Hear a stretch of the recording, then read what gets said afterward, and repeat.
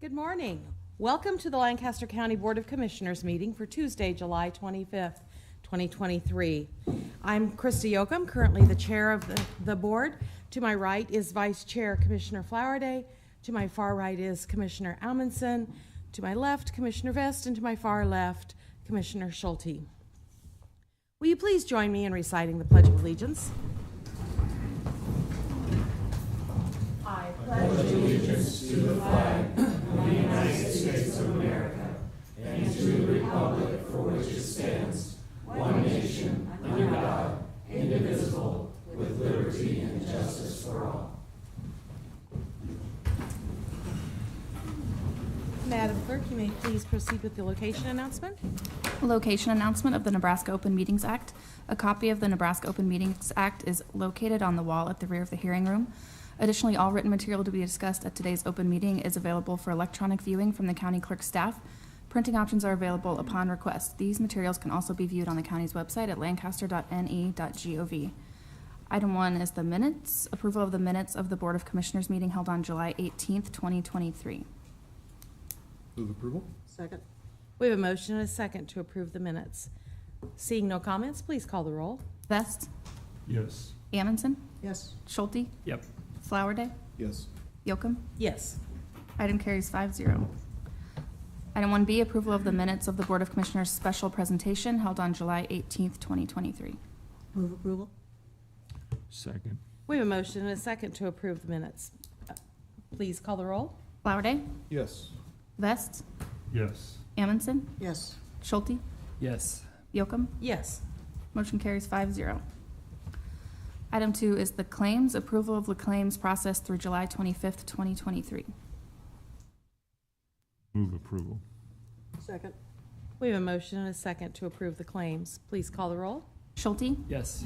Flowerday, Yes. Vest, Yes. Amundson, Yes. Yoakum. Yes. Motion carries 5-0.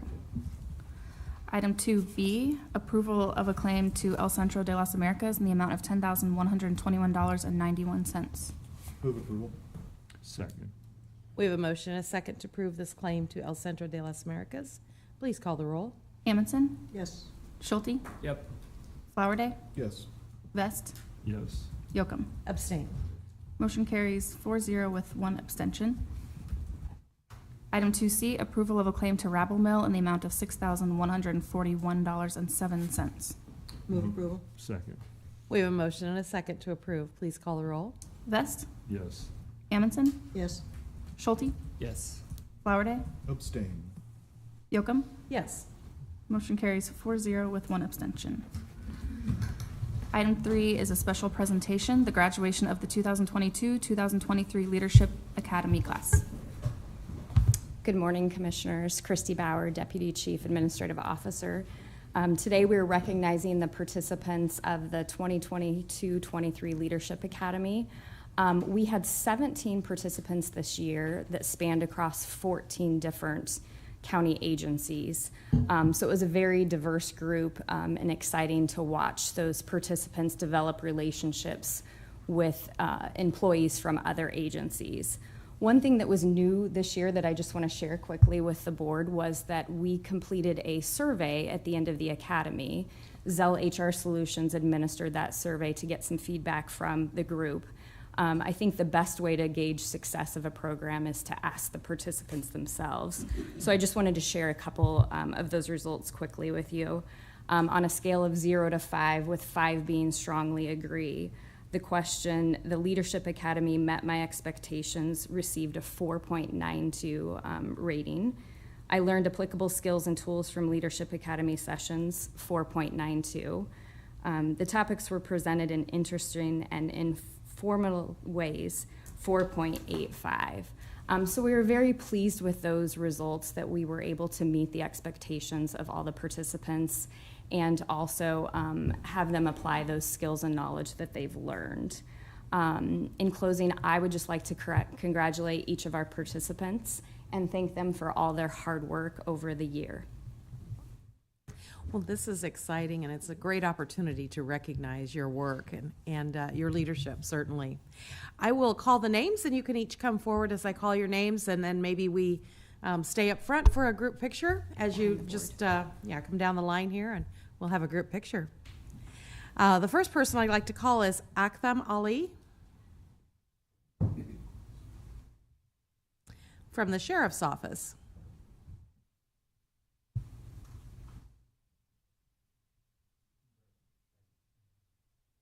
Terrell Ellis, Youth Services Center.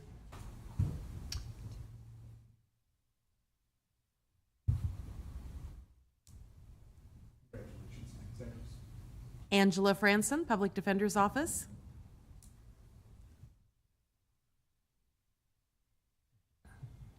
Becky Gaston Wise, Election Commissioner's Office.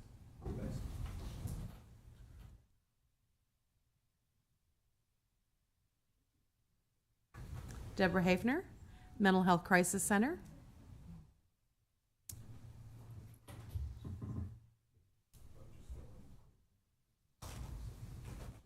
Alicia Havoc, Department of Corrections.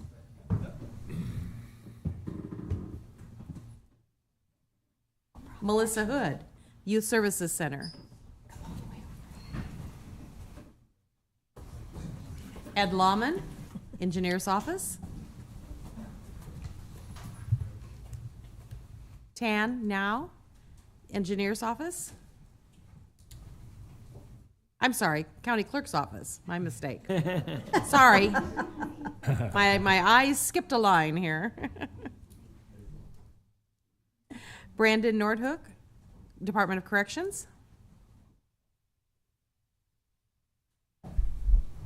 Landon Parks, Community Corrections.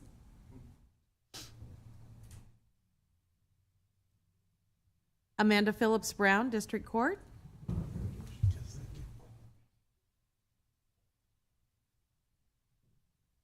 Tina Shills, County Treasurer's Office.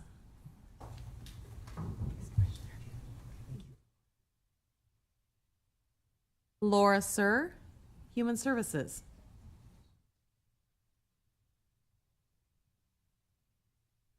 Jillian Sunday, Clerk of the District Court.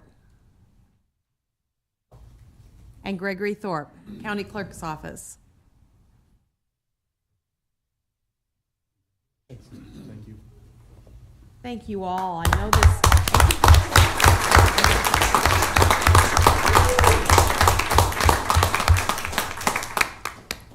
This takes a lot of commitment, not only by yourselves, but also from your department. We really appreciate you stepping up. Yeah, come on across here and we'll take a picture. You all prepared 5 minutes speech, right? Yeah, that's good. That's good.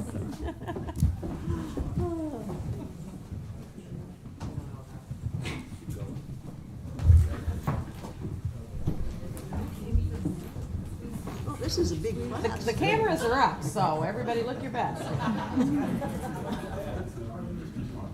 Crowd in a little bit more, or step down just a little bit more. Stagger. Maybe the shorter folks need to come up front. Yeah. Photographers, do you have some direction for us? Oh, we're all looking at Dave. Dave, are you ready?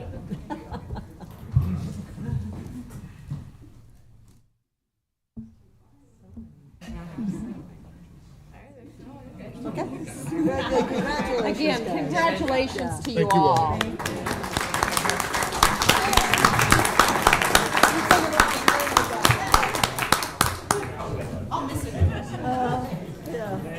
Yeah. Hey, how about that?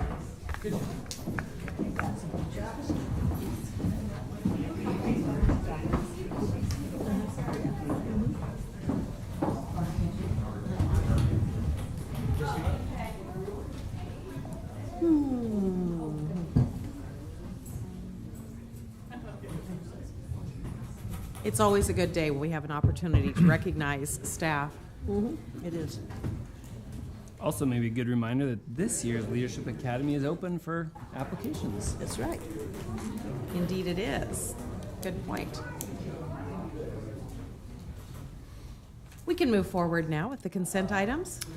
Item 4 are the consent items. These are routine business items that are expected to be adopted without dissent. Any individual item may be removed for special discussion and consideration by a commissioner or by any member of the public without prior notice. Unless there is an exception, these items will be approved as one with a single vote of the Board of Commissioners. These items are approval of amendments to the following county contracts. C-22-0565 with Rose Equipment, Inc. for annual service of polypatch applicator rental and mastic pave patch. 2, C-22-0605 with the Center for Legal Immigration Assistance. Item 4B, right-of-way contracts with the following: Oak Bluff LLC, Bluff Road and North First Street in the amount of $1,650. Mark E. and Bobby A. Rappel, North First Street and West Davy Road in the amount of $1,027. Lower Platte South NRD, Northwest 84th Street and West Ashland Road in the amount of $460. Item C, utility permits allowing Windstream Nebraska LLC to install new communication lines for the following: number 2398 along Waverly Road, number 2397 along Bennett Road and South 54th Street. Item 4D, change order number 2 to County Contract C-23-0451 with Pavers Inc. for asphalt resurfacing and patching. Item 4E, received and placed on file the following reports: mileage reimbursement report in accordance with R-21-0053 for April through June 2023 and the midterm 2020 distress warrants. Move approval of the consent items? Second. We have a motion and a second to approve the consent items. Please call the roll. Flowerday, Yes. Vest, Yes. Amundson, Yes. Schulte, Yes. Yocum. Yes. Motion carries 5-0. Item 5, new business, resolution directing the county engineer to conduct a study and the planning department to write a report regarding vacating portions of right-of-way east of the intersection of Northwest 40th Street and West Vine Street, more particularly described in Exhibit A and located in Lancaster County, Nebraska. Good morning, John Berry, Lancaster County Engineering. This is a resolution. It was a request to vacate a small piece of roadway. It's about 600 feet long, just west of the airport. It kind of runs northwesterly off of Vine Street. This is within the city of Lincoln's 3 miles, so it will also have to get approval of the city council. I move approval. Second? We have a motion and a second. I see no further discussion. Please call the roll. Schulte, Yes. Flowerday, Yes. Vest, Yes. Amundson, Yes. Yocum. Yes. Motion carries 5-0. Item 5B, resolution setting a public hearing regarding the vacation of certain portions of right-of-way near the intersection of West Pruka Street and Southwest 112th Street, Crete, Nebraska, more particularly described in Exhibit A and located in Lancaster County, Nebraska. Move approval? Second. We have a motion and a second. Please call the roll. Amundson, Yes. Schulte, Yes. Flowerday, Yes. Vest, Yes. Yocum. Yes. Motion carries 5-0. Item 5C, mini grant contract with Nebraska Department of Transportation application for the Lancaster County Sheriff's Office to participate in the National Drive Sober or Get Pulled Over High Visibility Enforcement Mobilization in the amount of $6,825. Move approval. Second? We have a motion and a second to approve this mini grant application. Please call the roll. Vest, Yes. Amundson, Yes. Schulte, Yep. Flowerday, Yes. Yocum. Yes. Motion carries 5-0. Item 5D, grant contracts with the following using the Visitors Promotion Fund, the Flatwater Shakespeare Company to promote its William Shakespeare's The Winter's Tale in an amount not to exceed $493. Lincoln Community Playhouse, Inc. to promote its Season 78 marketing expansion in the amount not to exceed $4,564. Nebraska Sports Council to promote its Heartland Havoc digital social media advertising campaign in an amount not to exceed $5,000. Nebraska Statewide Arboretum Incorporated to promote its Spring Affair 2024 in an amount not to exceed $5,000. Nebraska Communities Playhouse to promote its Playhouse Communities Outreach and Marketing campaign in an amount not to exceed $5,000. And Branched Oak Observatory to promote its 9th annual Starbecue in an amount not to exceed $5,000. Good morning. Good morning, Commissioners. My name is Matt Anderson. I'm the co-founder and CEO for the Branched Oak Observatory. And first of all, I'd like to thank the Commission for this grant here. We did not realize the impact that this would have last year when we applied. Typically for our annual Starbecue event, which is our annual celebration, which we're thanking the community for supporting the observatory, we typically got between 400 and 500 people. Lo and behold, we had 1,200 show up. It was absolutely amazing, spectacular. I could go on with the adjectives. We are looking for that same type of result this year. In addition to all the improvements that's been happening at the observatory, and I do wish to extend an invitation to each one of the commissioners to please come out and see. We are finishing up a $500,000 investment capital improvement campaign at the observatory. We're putting in a brand new multi-purpose center which will allow us to accentuate our learning experience. We're partnering with Lincoln Public Schools. The original idea when we started this 9 years ago was just to simply bring up a piece of the night sky down to earth, and it has really evolved into an amazing world-class educational sky park. Now that we're able to partner with Lincoln Public Schools and others around the state, we have not only a local reach, a statewide reach, but actually a worldwide reach. We are also partnering with Allo Fiber, and within the next 12 to 18 months, we'll be getting 1 gig internet out at the observatory, and that is nothing short of spectacular. So on behalf of the Branched Oak Observatory, our executive team, and our advisory board, I want to say thank you for supporting the Branched Oak Observatory and helping us to get the word out. And we are obviously looking forward to working with the commission as we move forward to expand the observatory and to help bring the night sky down to earth. Thank you. Yeah, go ahead. Do you want to go first? Oh, sure. I think it's a great thing that you're doing here for the community. I do have a question, though. When is your annual Star Barbecue? It is on the 9th of September. 9th of September, okay. Yep, from 5 That- p.m. until 11 p.m. That was my question as Yep. well. I want to get that on my calendar. And what are the times? So it'll be from 5 p.m. When we officially open until 11 p.m. And we have a wide variety of things. We're going to have cover band. We're going to have just a whole bunch of on-field activities for young and those young at heart. Our community has really stepped up to help support us. We're raffling off. Everybody who comes gets a free raffle ticket. We're going to have a beautiful telescope to give away and a number of smaller desktops, as well as a bunch of other fun stuff to have there.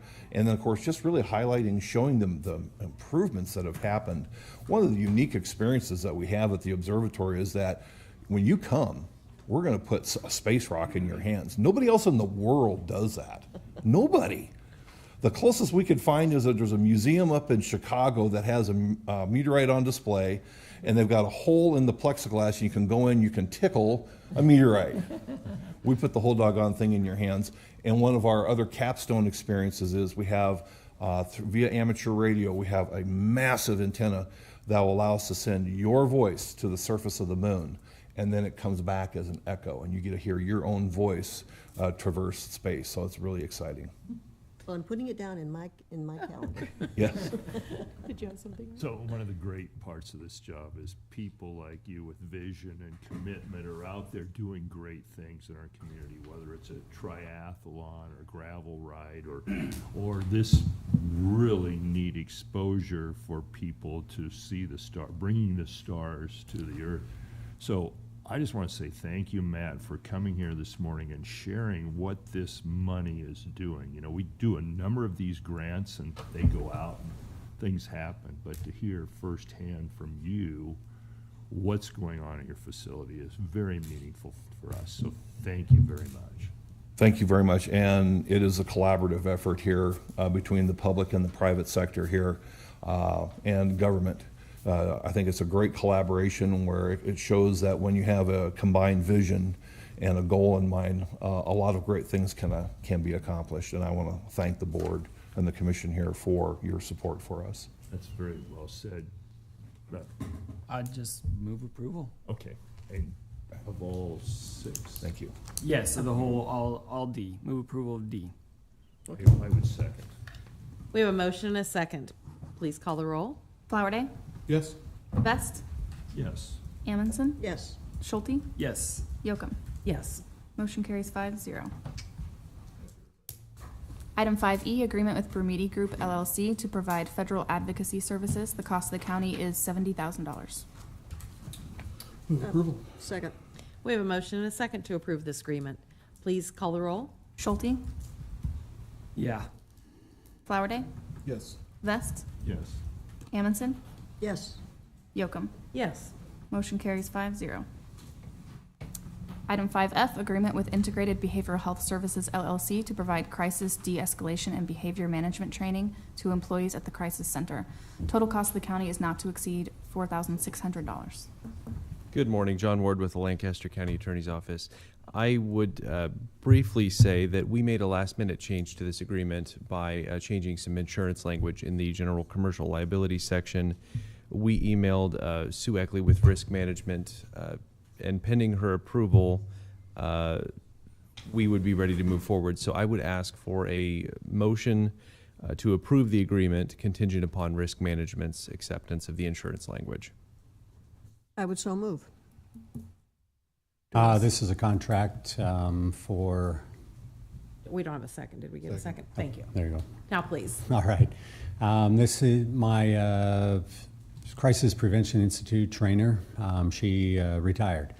And so she's been also providing some services through Integrated Behavioral Health Services, and I'm contracting with them because she's also an employee with them, and she's going to provide the training for us that we've been getting for 10 years or so under this contract until I can set up some other arrangements. We've had contracts like this before. I know the sheriff's department has been leaders in this kind of activity, and I just really applaud your efforts, Scott, to manage very difficult situations in the most healthy way possible. So thank you for continuing. And this is a requirement for, in order to be CARF surveyed and certified and licensed also through the state, you have to have some type of training in order to make that work.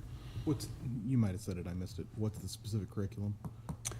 Crisis Prevention Institute, nonviolent physical crisis intervention, both hands-on and verbal de-escalation techniques. Yep. Thank you. We have a motion and a second. I see no further discussion. Please call the roll. Amundson, Yes. Schulte, Yes. Flowerday, Yes. Vest, Yes. Yocum. Yes. Motion carries 5-0. Item 5G is a contract with the Sapp Brothers Incorporated to provide the annual supply of antifreeze, coolants, and windshield washer fluid. The cost of the county is not to exceed $21,000. Move approval. Second. We have a motion and a second to approve. Please call the roll. Vest, Yes. Amundson, Yes. Schulte, Yep. Flowerday, Yes. Yocum. Yes. Motion carries 5-0. Item 5H, contract with Atlas Technical Consultants LLC to provide air quality testing. The cost of the county is not to exceed $18,018. Move approval. Second. We have a motion and a second. Right there. Do you have a comment? Do you have a comment? Yeah. Please. Ed Lawman, Lancaster County Engineering Facility Manager. This is simply just we did a review of the study of the facilities, and this is one of their recommendations. So we ask that you please move forward. Thank you. Appreciate your follow-up, Ed. Please call the roll. Flowerday, Yes. Vest, Yes. Amundson, Yes. Schulte, Yep. Yocum. Yes. Motion carries 5-0. Item 5I, settlement agreement and release with Ralph Snyder. Move approval. Second. We have a motion and a second. Please call the roll. Schulte, Yes. Flowerday, Yes. Vest, Yes. Amundson, Yes. Yocum. Yes. Motion carries 5-0. Item 6, public comment. Those wishing to speak on items relating to county business not on the agenda may do so at this time. Again, I want to remind you to please sign in, say your name clearly, and we will watch the timer.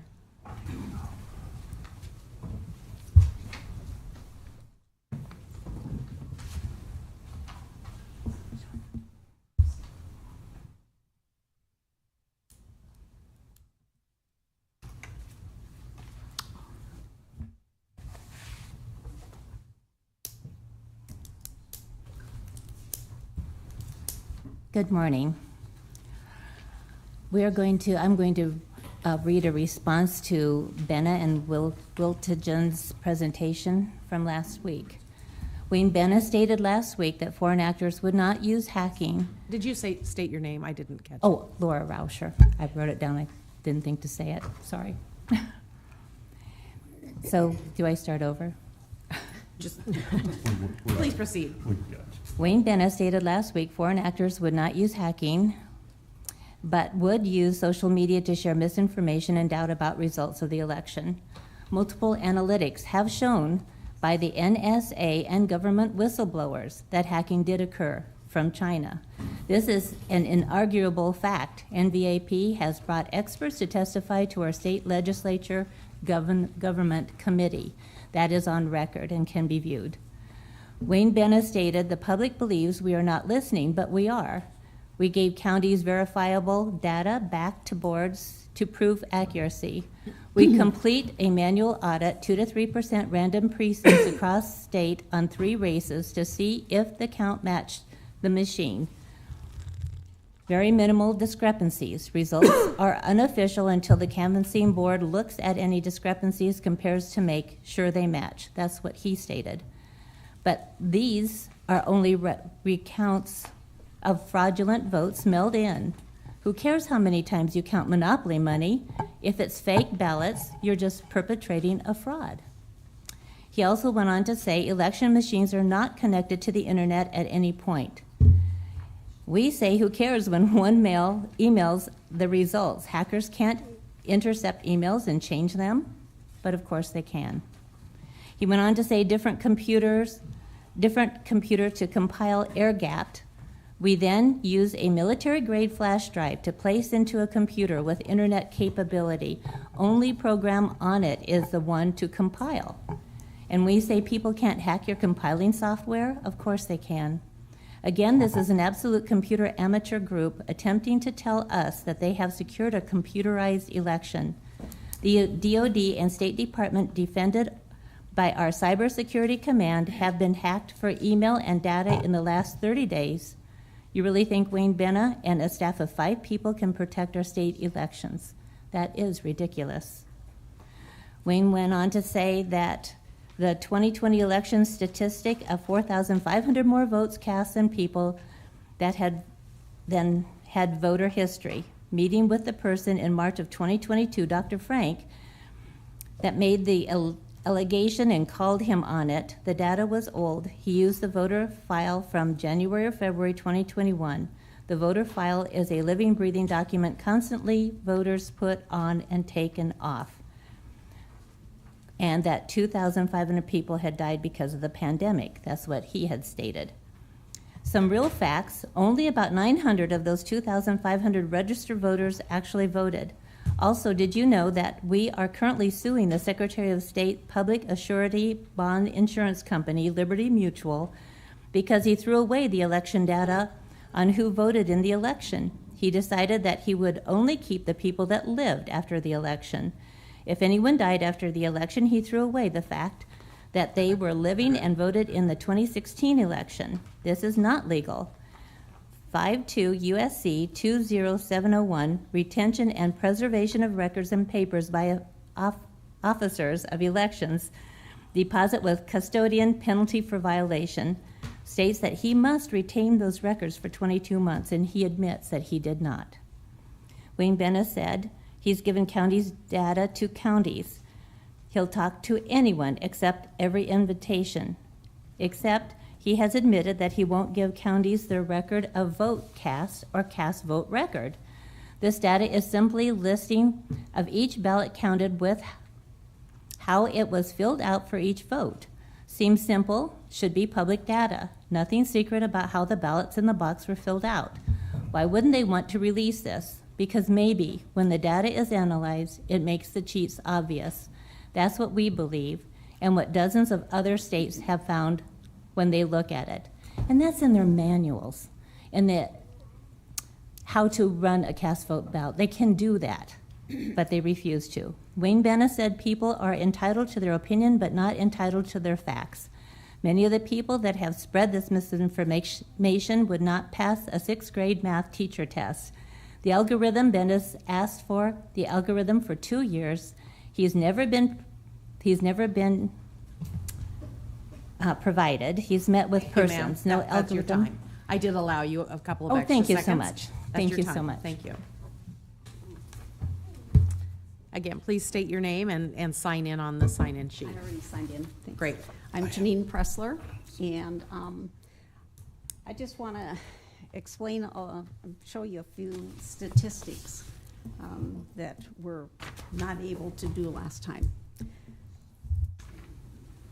The Heritage Foundation, which is a nonpartisan and a non-profit organization, has analyzed the election laws in all 50 states and ranked them according to their quality of election laws. The top 10 states, as you can see on this sheet, are, well, I guess you can't see it yet, but it's coming. There it is. Okay. The top 10 were almost all red states. If you look, the top 10 are green, and then the next ones are light green, the next ones are a yellow, and then orange, and red is the very worst. Only 41 to 51. So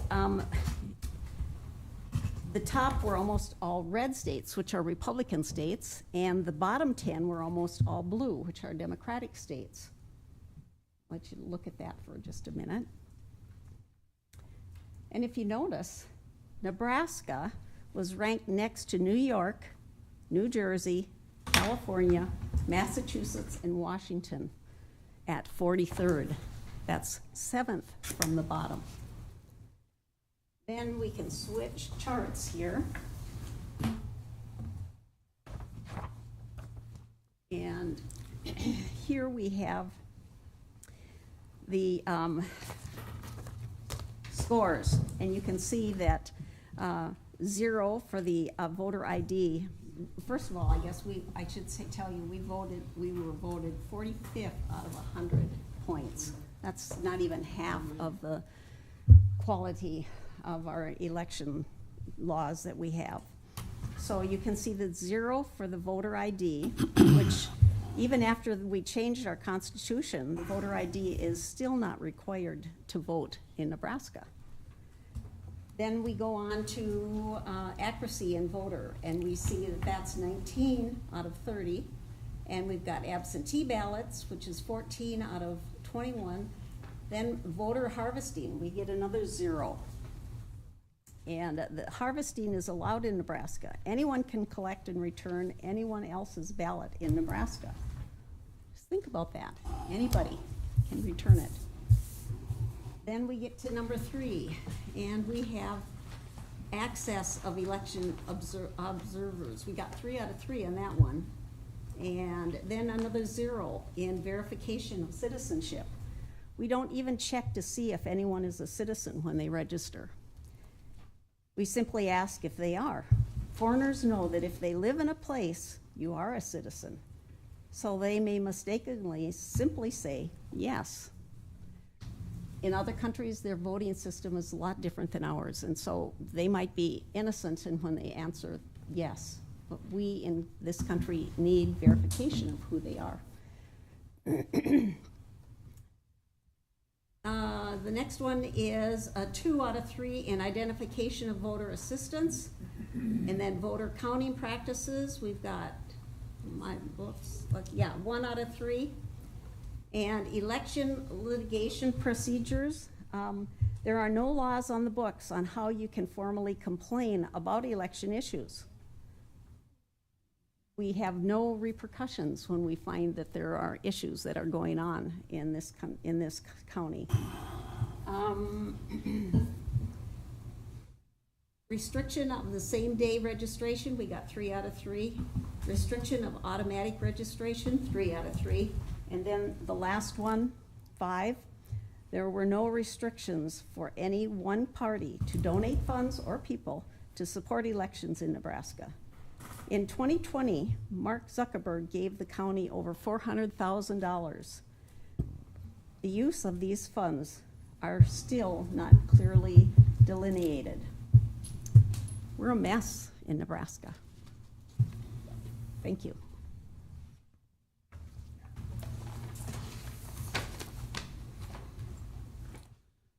Roger Pressler, 7945 Mandalay Drive, Lincoln, Nebraska. I want to respond to a couple things. One is Mr. Bena's comment that the people who are concerned about voter issues are poorly educated.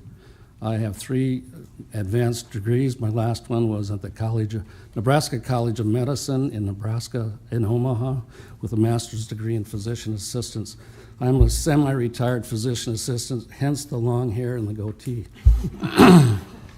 When I went to medical school, we were taught that 80% of the history refers to the diagnosis or drives you into, if somebody comes in with stomach pain and they've had it for 3 weeks, you're concerned. But if they had it for 4 hours and their pain level is a 10, you're more concerned.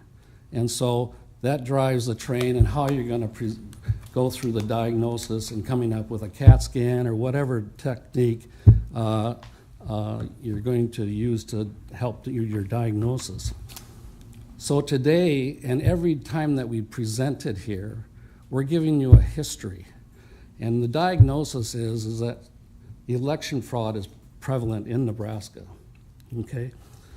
This chart here shows, and this is compiled by the secretaries of state of every state in the United States. It's nothing that we came up with. It's the secretaries of states that have come up with this chart.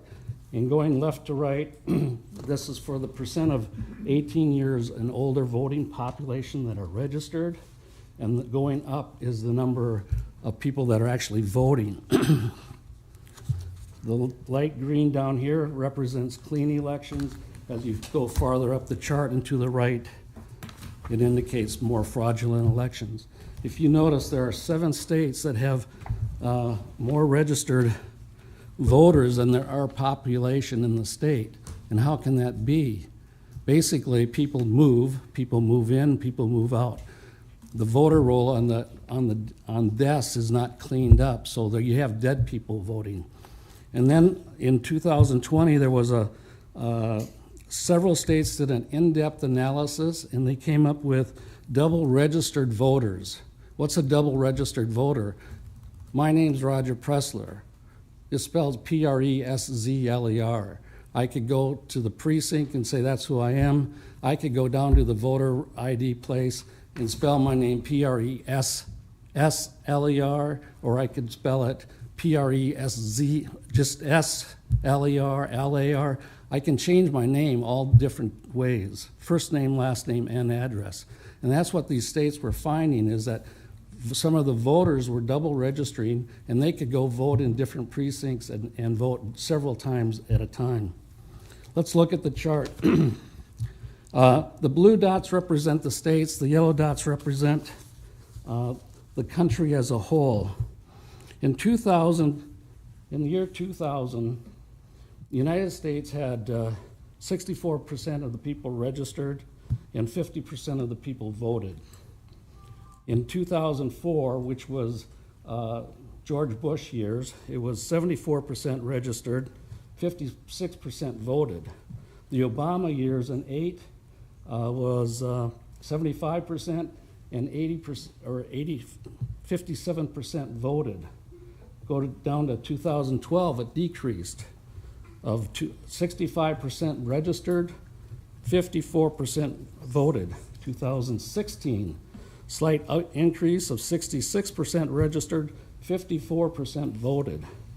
In 2020, boom, 85% of the country registered, 65% voted.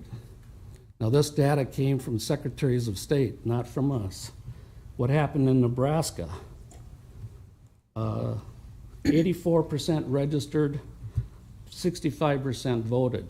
So in 4 years, you had almost a 20% increase in registrations and voting. So you want to see what a fraudulent election looks like? This is one way to look at it. So we have problems with the registration rolls. We have problems with the voting machines. The data, when information gets into the machines, it can be changed. You've heard that time and time again. I work the polls. The polls are precise. Every person that votes, there's a ballot counted. And before you can leave that polling place, they have to line up the number of voters. That is your time, sir. Okay, thank you. Good morning. My name is Kathleen Rachel Mulcahy, MS, LADC. I am a licensed alcohol and drug counselor in the state of Nebraska, retired. As time did not allow me to share my comments last Tuesday, I have returned to share them with you now. I speak to you today as a board member of Justice in Action, a steering committee member of the Criminal Justice Reform Committee, and a member of New Visions United Methodist Church. I also serve on the Region 5 Behavioral Health Advisory Council, but I do not speak on that body's behalf today.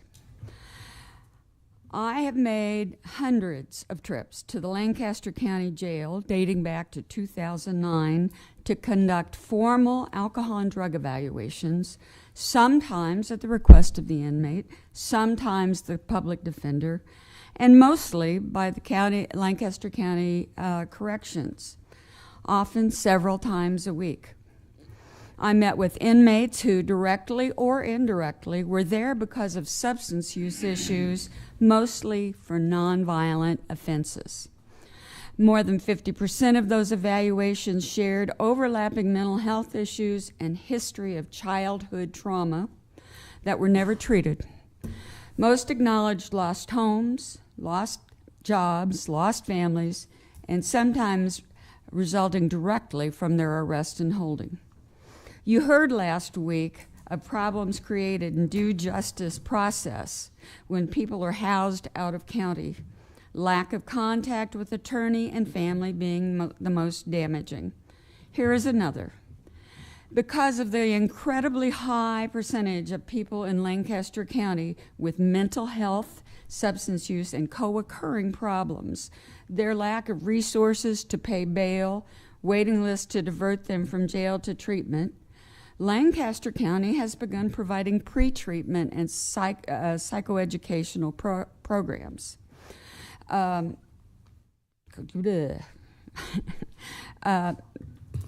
That's not an opportunity. That was not in the script. That's an opportunity that only Lancaster County inmates have. If they go out of county, they will not be going to a place where they can have contact and treatment. If they go there, it's not provided in other counties. Should there be an opportunity for that county to send them to a treatment facility, it probably will not be available because of inter-region agreements for funding between Region 5 and other regions. That's life. That's the way the contracts are set up.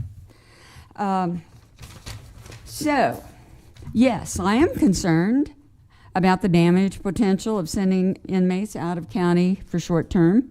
I am also concerned about the slippery slope toward expanding local incarceration space when we already know from existing data that diversion is a more successful method of decreasing the population, both short and long term.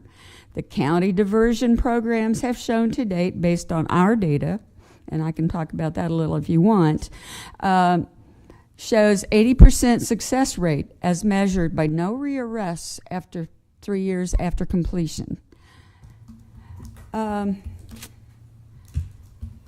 know you're thinking about doing your own research. That's fine. I understand that you have an ethical obligation to do that. Let me just tell you, we did it for 6 months, and I'll be very surprised if you come up with anything new, but do what you need to do. If you include the $1 million request in this year's budget to send people out of county due to overcrowding, are you prepared to also fund expanded diversion through community corrections? Not either or, but are you? Justice in Action has told you we believe diversion expansion as an alternative to holding nonviolent offenders in jail pre-trial is a win-win. Better for families, the community, safer for public, for those who go into diversion, more economically sound than jail housing or out of state. 23-24 budget is an opportunity to begin expanding the capacity of diversion. This is not an either or. You could take that $1 million and say, okay, we understand some people have to go out county right now. You could say 75% of it's going to go there. Thank you. Got it. There's your time. Thank you. Madam Clerk, what time did we start public comment? Do you have that? I didn't note it. 9:25. Thank you. Good morning. Wayne Smith, retired accountant. I don't need to see algorithms to believe that fraud exists. I only need to see evidence that algorithms are in the election management system. Larry Ortega has explained the steps in how the election data is reported. The county offloads the election data to a USB thumb drive. It is sent electronically to the Secretary of State and to CITL at the same time. CITL processes the data and sends it back to the Secretary of State and Edison at the same time. Edison then sends the election results to the news media. I haven't heard any evidence that this process has been audited. All I hear is that the elections are secure. Don't you find it peculiar that the contracts prohibit anyone to look inside the machines? And if you did and found anything wrong, you would be prohibited from reporting it to anyone but ES&S. Could the machines contain programs? Could the USB drives contain programs? What about the rest of the process, such as CITL and Edison? To me, this is anything but local control. How many programs touch this data in the election management system from beginning to end? If I was a county commissioner, I would not vote any expenditure for election equipment until the contract is changed to allow a computer engineer to open up the equipment and report any findings, and allow a software engineer to examine the USB drives for code. And we are given the source code. Professor David Clements, who used to teach intellectual property law, said, "There is nothing proprietary in this source code. Generally, what is afforded legal protection is something unique. What is proprietary about addition?" We need random post-election audits, not hand-picked precincts with hand-picked races. There is no meaningful way to audit the tabulators and the USB thumb drives supplied by the vendors. HAVA requires an auditable trail. The auditable trail is the cast vote record. Colonel Sean Smith said at a Nebraska Senate hearing, "We have to go back to paper ballots counted at the precinct for a secure election. We are using systems that can't be secured. Voter registration rolls should be locally controlled with no outside access.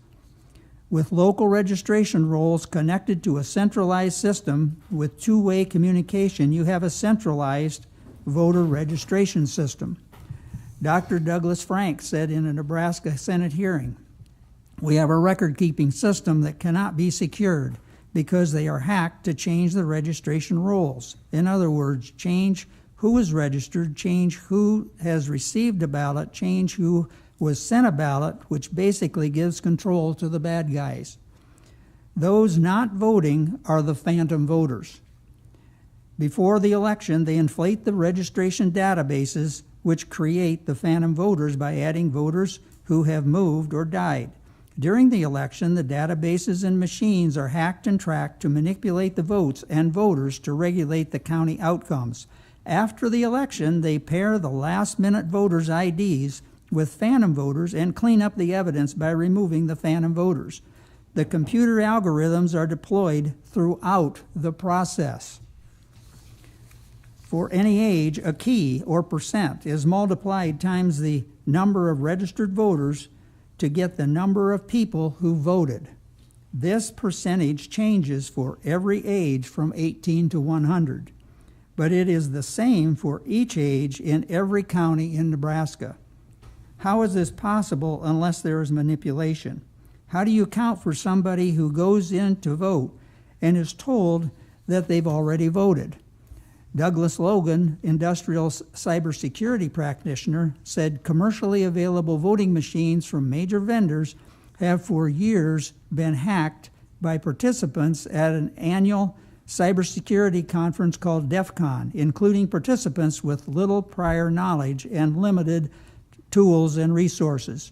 A variety of techniques have been demonstrated to allow an unauthorized person to change votes within the electronic election equipment, even new systems. Anyone who doesn't believe there was election fraud either hasn't looked at the evidence or has ignored the evidence. That is your time, sir. Thank you very much. Connie Ranke, Lancaster County.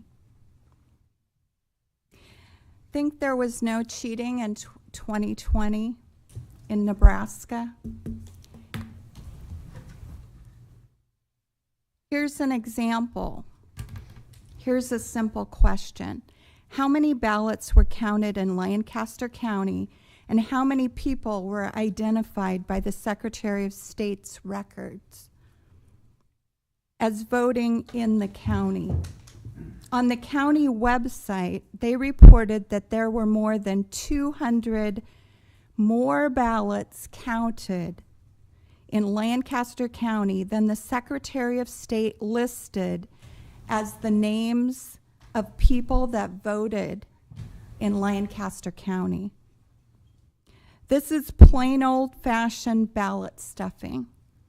In the whole state, we found there were 4,000 more ballots than there were voters. When this was brought up to the Secretary of State in 2021, why didn't he look into this?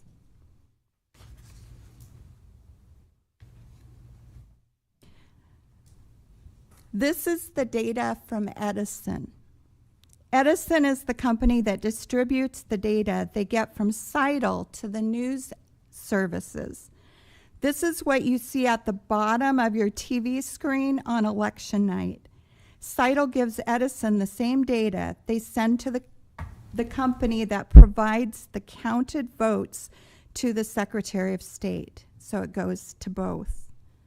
Seidel gets the raw data from the machine data that's sent to each county to the Secretary of State. Seidel organizes the data and sends it to both Edison and the company that provides it to the Secretary of State. These are the election results from the 2020 election.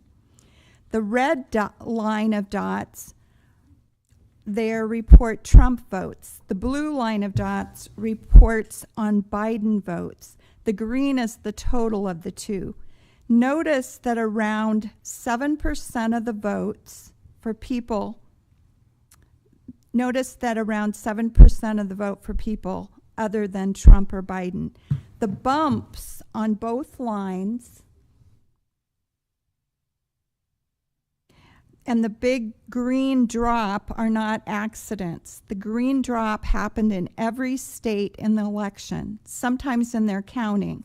They officially reported 0 ballots for both Trump and Biden. The weird part is that right after Trump jumped way higher than Biden, the second little bump in the red and blue lines, Biden went up slightly more than Trump. We believe that this is a system upset where they're trying to get their intended result. Clearly, this is being manipulated in Nebraska. Multiple days to report. On the night of the 2020 election, Texas and Florida were done counting by 11:30. The previous chart of Nebraska presidential results equally spaces each reporting votes. They were not equal apart. This chart shows each day a different color. In Nebraska, we did not get to 90% counted until the 3rd day, and we weren't done reporting changes for 2.5 months. So much for using computers. Thank you.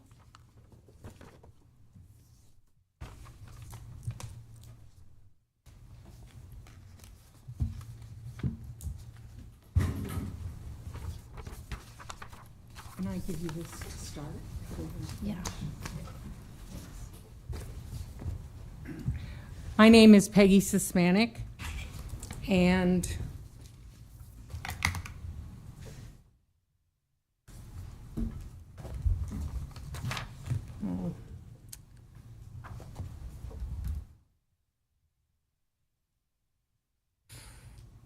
technology. Okay, in my graph, this top line is what it's like for a normal election. If you ratio the votes, that is, if you divide the number of votes by one person by the number of the votes for the second place person, it doesn't take very long, and the result becomes obvious. Because the crowd or the people voting have decided at a particular ratio who they plan to vote for. So in a legitimate election, the ratio line is always flat. Always. In illegitimate elections, they try to bias for their favorite at the beginning and then let the natural vote that doesn't believe the same thing slowly trend the vote to the expected result. So in illegitimate elections, the results always slope. Always.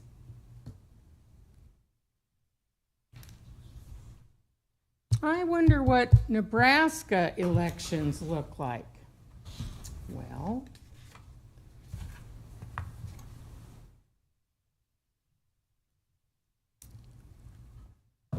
flat or sloped? So let's take the red and green votes that you saw in the previous presentation for Trump and Biden in Nebraska. Let's ratio the two. We'll use those exact results and let's look at what we get.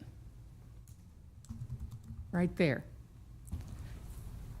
For Nebraskans, this is depressing. The results slope. We were duped by our election officials who were duped by cheaters. We had big time cheating here in Nebraska. Big time. Can you believe this?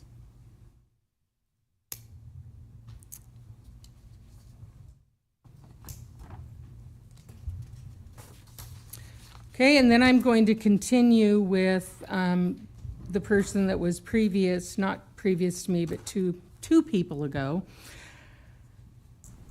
I wasn't able to be here a week ago, but I did listen to it online, and I was a bit troubled by Wayne Benna's speech, and also the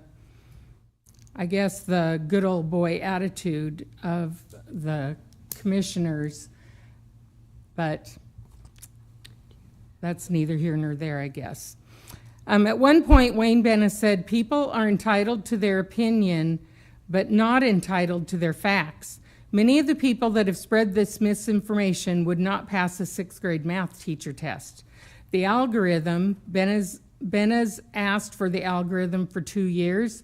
He's never been provided. He's met with persons, no algorithm. The person that's providing this information doesn't show the work, hasn't shown it in any state. The algorithm he discusses has been independently validated by the Nebraska Voter Accuracy Project, NVAP. We will explain it to Mr. Benna or to you at any time. We prove that there was cheating in every single county in Nebraska. NVAP has approached Secretary of State's office multiple times, and they refuse to meet or discuss our findings. But they just aren't being exclusive to us. This spring, the government committee requested they attend a meeting with us and respond to our allegations. They refused to meet with us in the room. They would present to the committee, but would only take questions on the material they presented. Sound familiar? Why wouldn't they meet with someone that is alleging to the entire state that they're not protecting our elections? Then they have the gall to go from county to county saying the group won't meet and explain things to them.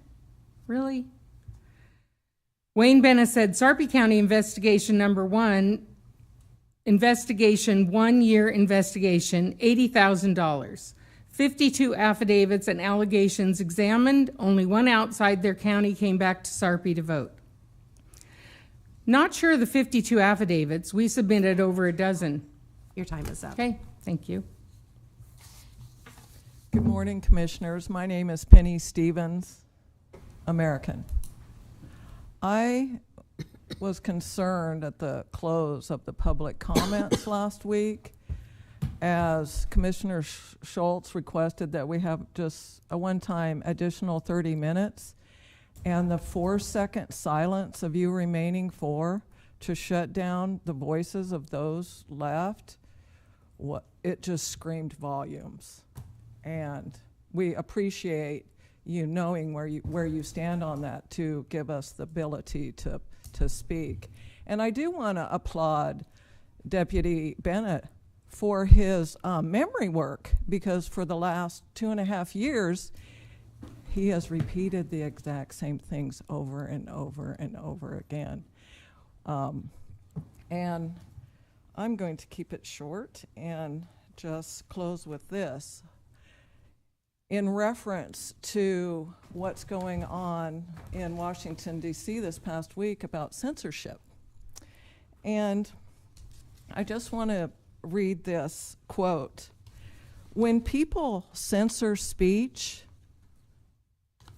when we look back in history, they're never the good guys. Government abuses every power that it's given. And if government suddenly has the capacity to censor our speech and to censor its critics, it has a license for any atrocity. Robert F. Kennedy, Jr. Thank you for the time. Good morning, County Commissioners. My name is Dean Cook, and I'm here to speak on the same voter issues.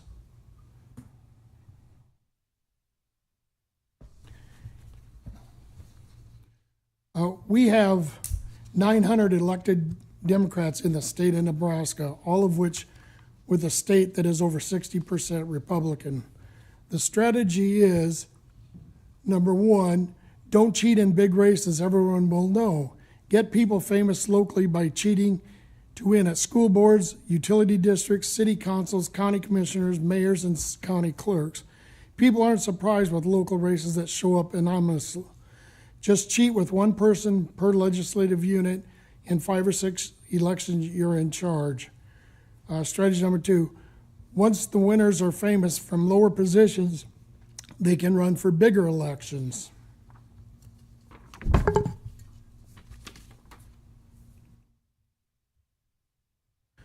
Lancaster County had a record 46% voter turnout in 2023.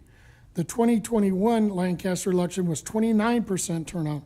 That's a 57% increase, even though there were 4,000 less registered voters. There are more registered Republicans than there are registered Democrats in Lancaster County. This year, the local Republicans had over 31% more ballots turned in than in 2019. On Election Day, Republican voter turnout from 2019 to 2023 grew by 22.8%.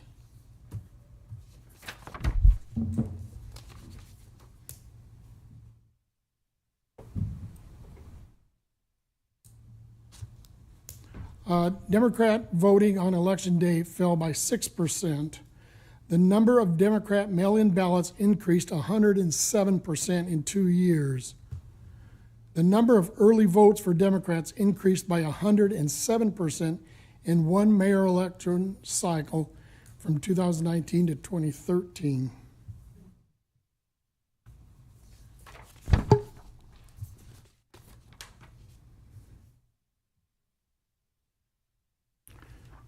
Sorry about that.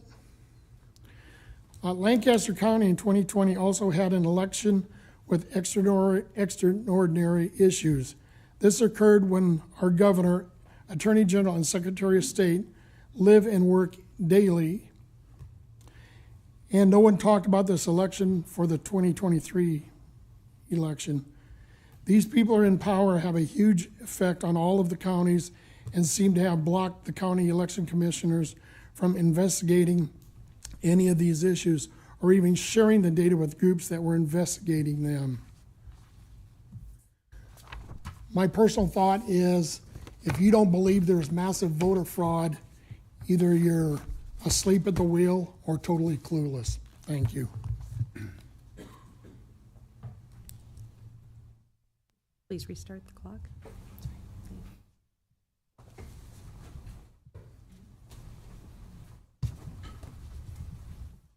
Hello, I'm Larry Ortega from the Nebraska Voter Advocacy Project, and I'd like to review our response to Wayne Benna and our 5 speakers from NVAP. Wayne Benna, I'm sure the Secretary of State's office is embarrassed about the depth of the ignorance they have in managing a statewide computer network for voting when they are not experts in computers. None of them are. We simply cannot allow the Secretary of State to hide behind laws and self-imposed limits on their capabilities. We need to defund the machines and then go to live in-person voting and then manual counting. Could we be wrong? This group of computer experts, by the way, I'm not the only person that wrote this presentation. We had over 70 people from across the state add to this and correct, change, update, and provide the data for these presentations. It's very unlikely we're wrong. Could a group of non-computer experts, our Secretary of State's office, be wrong? That's very likely. If the U.S. Cyber Command can't keep the State Department and the Department of Defense from being hacked, how can we expect a staff of 5 to keep us secure here in the state of Nebraska? Nebraska is 43rd for the nation for election laws. Following the law in Nebraska is a very low standard for following our Constitution as required by every election official's oath of office to assure us free and fair elections. Nebraska law allows easy cheating by offering election registration and voting data to people to simply copy a ballot and fill it in for registered voters and mail it in for them. Every step of that, except the part you have to get their permission, is legal in the state of Nebraska. You can do every step of that, and as long as you got the person's permission, it's legal. The only difference is the cheaters are not bothering to ask for permission. And the Secretary of State is not pursuing these cheaters, nor advocating changing the laws to stop them. He instead would prefer to follow the laws and not review or produce any data that might show this up. In fact, they're actively supporting with awards from our election machine contractors counties that encourage more mail-in ballots. Registrations are off the chart here in Nebraska. We have affidavits from double-registered people who are registered their home address and other non-existent addresses. Instead of investigating this explosion of registrations, the Secretary of State is proud of our 88% registration rate. By the way, he's following our laws. It's just that these are the 43rd crappiest laws in the state of the United States of America. Did you know that whistleblowers from left-wing organizations in the DNC have come forward and are now describing for Congress who these mystery people are that are mailing these ballots into Nebraska and other 49 states? They aren't our words. These are from whistleblowers that work for these organizations that are doing this. It's a combination of the Communist Chinese Party colluding directly with the DNC and left-wing not-for-profits, many of these not-for-profits supported by George Soros. By the way, think your vote counted? It was eliminated by one of these illegally mailed-in votes by one of these ghost voters. Get used to it. Yes, there is ballot stuffing in the state of Nebraska. The worst county was Cass with over 800. You heard how Wayne Benna told you a story about all the people that died in Nebraska. That's true. That's how many people died in those many months. But that's not how many people died that had voted in the election for those many months. Those are the kinds of stretches, those are the inaccuracies that we're hearing propagated about our data. By the way, since they don't have to build these charts, those ratio charts we showed you, et cetera, they won't recreate them. And they won't talk to the government's committee at the legislature. They're not going to do it. That's not, I don't have to do that. I'm not going to do that. Was there manipulation of the presidential election? It sure looks like it, with the bumps in the counting. And if you looked carefully, you'd have noticed, and you've got that chart, we can get it to you if you don't, that at the point they had counted 48% of the vote, Biden and Trump were tied. Are you kidding me? You're saying that you count 48% of the vote in Nebraska and Biden and Trump are tied, and at the very end of the count, Trump has got a gigantic lead? It's ridiculous. A strong sloping vote ratio in Nebraska, this is an easy to find cheat. The Secretary of State comes back and says, oh, those aren't official results. He got it from the same data source. The only difference is that he processed it and he validated by recounting the monopoly money votes that also existed in some of these precincts. It's ridiculous. 900 elected Democrats, all in down ballot offices.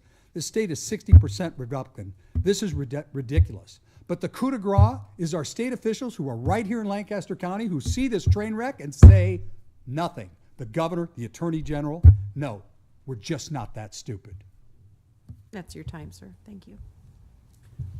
Ken Anderson, Silver City, Iowa. I am about to send you an email, and I'm just simply going to read as much as I can while I'm up here. It will go to the Lancaster County, Nebraska Board of Commissioners email address that's on your website. And it will be subject line, implied in fact contract exists and is enforceable. Dear Lancaster County Board of Commissioners, according to Sam Lyon, this county's GOP chair, the supposed random audits of precinct are not random at all. Instead, the only precincts that are eligible for these audits are those that appear on their face to be totally in order.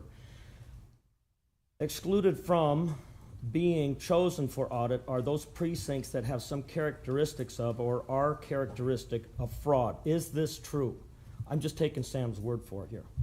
Sam said he knows this from his firsthand presence, observation, questioning, and receiving answers to this effect from election officials. He was a volunteer, I guess, several times. If true, the very precincts disqualified from post-election random audits are the ones most needing to be looked into for fraud.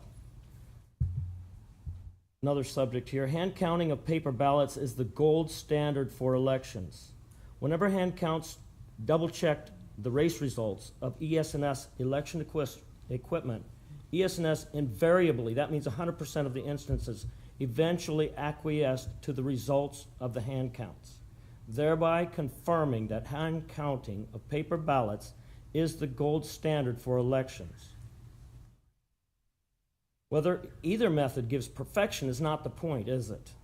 The point is, which method do the people trust more? If ES&S doesn't trust their own products, they show how clueless they are gaining people's trust.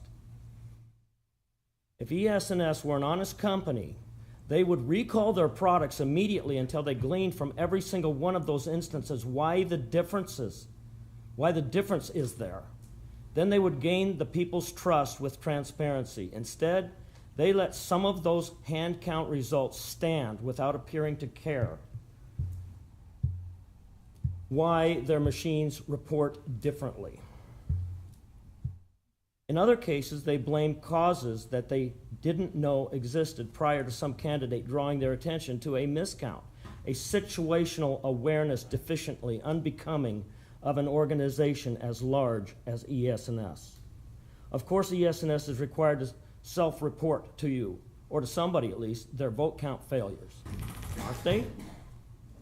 Does anyone know if they are subject to self-reporting rules by any authority whatsoever? None that I've heard of. Why shouldn't election officials be more than willing to let ES&S investigate every race to any and every degree? In fact, why aren't election officials demanding that now that they prove to have a much poorer track record than 1 in 10 million error rate? That's ballot positions. Let me say this as loud and as clear as I can. ES&S is grossly cavalier. Only to care about miscounts by their equipment if someone who they think highly enough of makes them care, rather than performing the required ongoing 100% oversight of their products and procedures that is justified because of their many times they have to acquiesce to the superiority of hand count accuracy. Now I'll get into the implied in fact contract subject.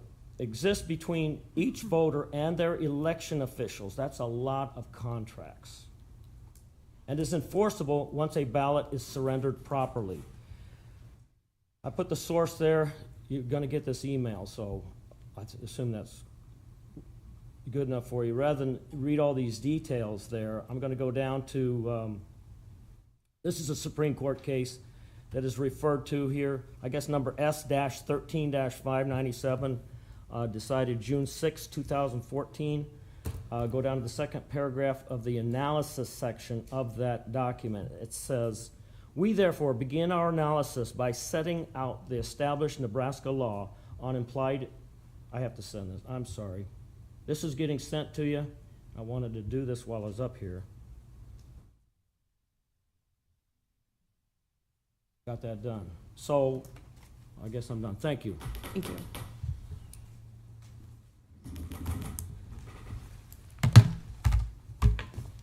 Amber Parker. I first want to note that it's very interesting in all the commissioner board meetings that I have been to, this is the first time that you're asking for the address of the people speaking. And it's interesting to me, it happens to be after the Secretary of State's Deputy Wayne Baina comes to speak. You all refuse, other than Mr. Commissioner Schulte, and standing up and actually asking questions that are concerns of the voices of the people. But here you have an address, and you didn't have this in all the meetings that I was here that I had came in. But it's interesting, the timeline. So this is what I want to note. And this is a real question in the state of Nebraska and the United States of America. For every Secretary of State, for every government official that is aiding and their names are on these non-disclosure agreements pertaining to these voting machines, are they helping aid in treason? This is getting real. This is getting real. This has nothing to do with the hype of January 6th. This has nothing to do. What this has to do with the constitutional republic and how the American people have been played. And I am here to tell you, I will be a witness against you when that day comes, because you have shut out the voices.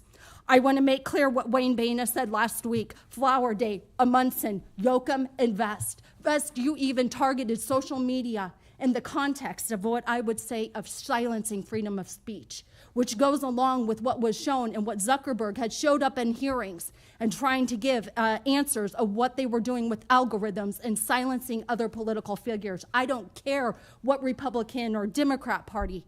This is not about parties. This is about a takeover of the United States of America. Do you want me to get serious? I have loved ones that have died.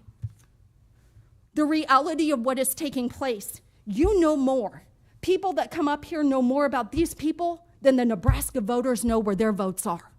You didn't ask the Secretary of State, and correct me if I'm wrong, where are the ballot images? Where are the ballot images?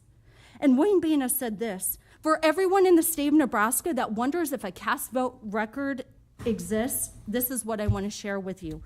Go to last week's meeting and listen to Secretary of State's Deputy Wayne Baina, who said, cast vote record is a capability that the systems that we purchased have. It is not something that we utilize. But then he goes on, and it's underneath the public records laws, and correct me if I'm wrong, under that they can say whether it exists or doesn't exist. You know what? This is a wake-up call for those of you shutting the people out and not getting rid of these voting machines. It's this. You need to take note in what I just read to you. Wayne Baina was covering his tail, and he was trying to do so, and he spoke out of both sides of his mouth. Why? Because he's trying to find a loophole. And the question is, where exactly in that law? And how is that even constitutional? The United States of America and the people, and keeping a constitutional republic to shut them out of their elections.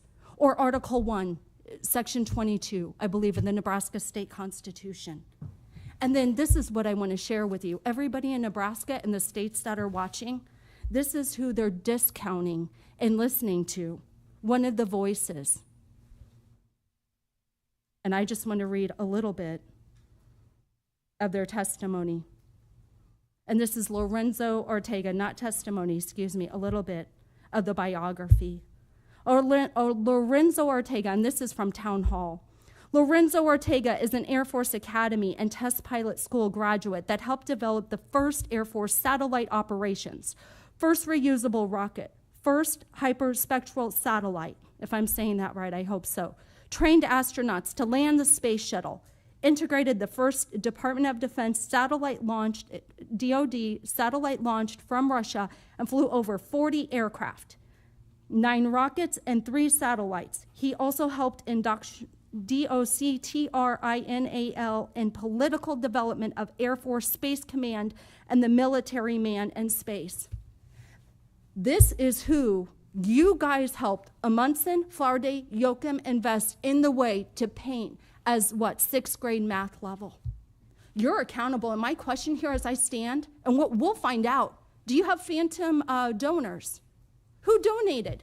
Did George Soros donate to any of your elections? Who's keeping these seats in power? Because clearly you are holding and shutting out the people, the voices and the votes of the people. You That's have your time. refused. Thank you.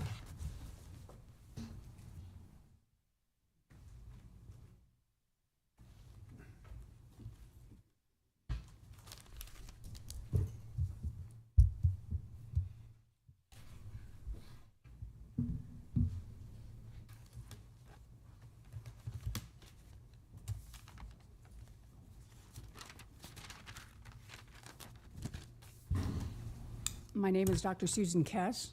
I've been here before. I'm a scientist. I was a scientist for the Center for Disease Control. I'm a physician. I have 13 years of mathematics training past my 6th grade math class. I was an epidemiologist. I conducted studies at the CDC on environmental issues. I also sat on boards for grant proposals. And one of the first things that you look at when you look at a grant is sample size. And if you don't have an adequate sample size, you have no validation of your results.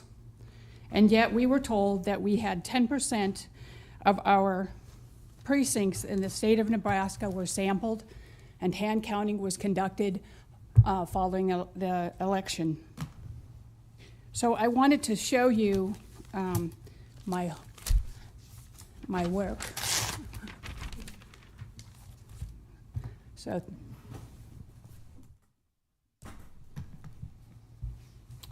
So if you take 3 precincts, was what Mr. Boehner told us that we had tested in Nebraska. And I counted on the Nebraska Lancaster website that we have 193 precincts in Lancaster County. That is 170 precincts in the city and 23 rural, and if I'm off a little bit or not. And if you do the math of 3 divided by 193, you get 0.0155. I just want to show my work. So that is 1.5% sample size. I'm a doctor. I don't write very clearly. Sorry about that. Sample size in Lancaster County. And if I would have been on the board and I would have looked at that study, I would have never funded it. And when somebody presents a sample size, and this is an actual, I actually looked at the numbers with the actual percentage of people that live in Lancaster County, which is 324,514.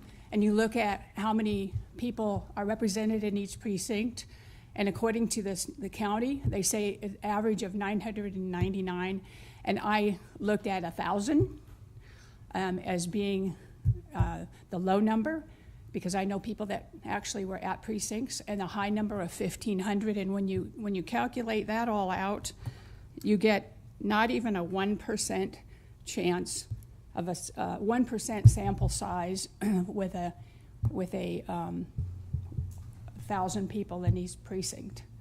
That's miserable. That completely would skew the data. It doesn't tell you that the hand counting that was done in Lancaster County. Now, I didn't look at what was going on in the rest of the state, but in Lancaster County, we did get our money's worth. That's one of the things we're coming here as residents is, this is our money going towards some of these things. And so when you have a sample size of 1%, there's a lot of things that scientists say when people conduct studies like that, and they are not good things. It's a huge red flag. We wouldn't even look at the results. And we may even consider when somebody tells us that they did a sample size of 10%, but oh, look over here, it only comes out to 0.99%. At best, that is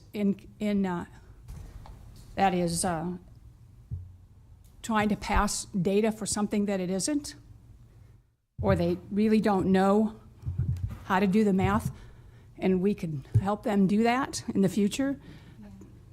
But more than likely, what we say in magic is, watch the hands, watch the hands. So I just wanted to point that out, that at the CDC, we would have never funded this study. And next week, I'll be addressing a number of things. Also, I also wanted to say to you, I'm a scientist. I have not been on social media. If you would like to look at my phone, I don't do any social media. A lot of my friends would tell you. So I don't get my facts from social media. And I'm offended that someone would even say or even imply that social media has had a stake in this election. Thank you for your time, and I'll come with a little bit more training next week. And that's all the time we have today for public comment. It's been a full hour. Please proceed with the announcements. Item 7, announcements. The Lancaster County Board of Commissioners will hold a budget hearing on Tuesday, July 25th, 2023, immediately following the Board of Commissioners meeting in room 112 of the County City Building. The Lancaster County Board of Commissioners will hold a staff meeting on Thursday, July 27th, 2023 at 8:30 a.m. in room 112 of the County City Building. The Lancaster County Board of Commissioners will hold its next regular meeting on Tuesday, August 1st, 2023 at 9 a.m. with the Board of Equalization immediately following in room 112 of the County City Building. County Commissioners can be reached at 402-441-7447 or commish@lancaster.ne.gov. The Lancaster County Board of Commissioners meeting is broadcast live on LNK TV. LNK TV is available on Allo Channel 2 and Spectrum Channel 1300. For the rebroadcast schedule, visit lincoln.ne.gov. Meetings are also streamed live on YouTube and Facebook. LNK TV apps are also available on Roku, Apple TV, and Amazon Fire TV. Items. We adjourn. Second. We have a motion and a second to adjourn. Please call the roll. Vest. Yes. Amundson. Yes. Schulte. Yes. Flowerday. Yes. Yocum. Yes. Motion carries 5-0.